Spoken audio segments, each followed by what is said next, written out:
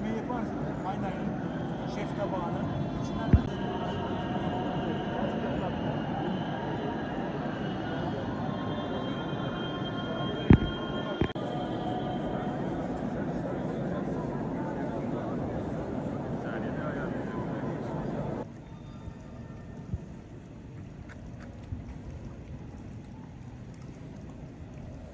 Dört yıldır Edirne'de yaşıyoruz.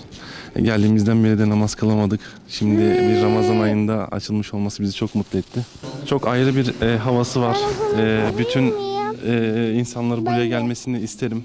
Burada namaz kılmak ayrı bir duygu veriyor insana. Yani çok büyük bir hasret vardı. Gerçekten çok mutlu olduk. Çok da güzel bir işçilik olmuş. Çok hoşumuza gitti.